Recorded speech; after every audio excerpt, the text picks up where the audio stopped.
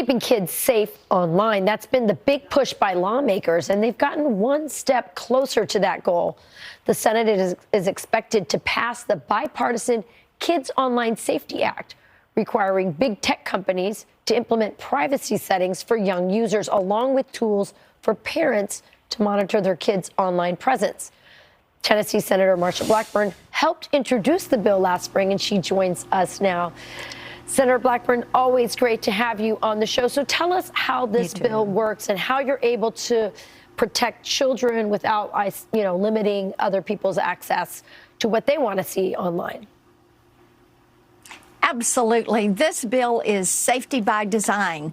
And what it would do is give kids and parents that toolbox they've been asking for. It would establish a duty of care. It requires annual independent audits to make certain that they're abiding by the legislation.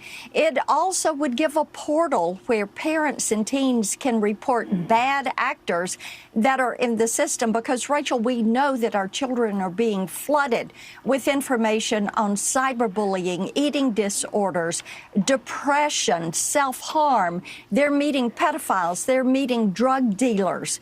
And this puts the responsibility on the social media platforms. Our children have been the product when they are on these platforms. The longer they stay on, then the more eyeballs that platform gets, the richer the data is from the length of time they are on. And these companies are making a lot of money, and our children are being harmed.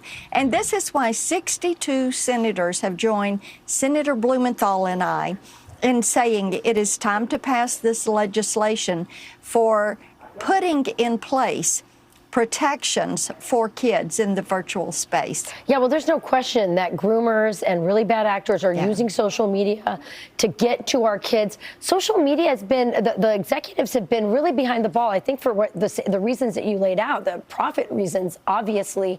So you think that this legislation will hold their feet to account, because they spend a lot of time censoring conservatives. They work with the government in order to suppress the laptop from Hunter Biden. Why do you think they're going to work well with you on this? Everyone has agreed that our children should not be exposed to this pornographic content, to harmful content in the virtual space. And Rachel, when you look at what happens in the physical space, you can't take a child into a bar or into a strip club. You can't expose them to pornography, even a bad magazine cover at the checkout stand. TV programming in the evenings, it's got to be family-friendly programming. But online, kids can get to all of that 24/7. The amount of depression, the cyberbullying, the eating disorders. Yes. As you said, the meeting of pedophiles and traffickers, it is something that everyone has agreed we have to get this under control. Yeah, the longer, all the studies are showing the longer they're on, the more susceptible, not just to these dangers, but as you mentioned before, depression and all kinds of mental health issues. Yes. I think the only thing I agree with China on is they actually limit the amount of time that children can be on social media.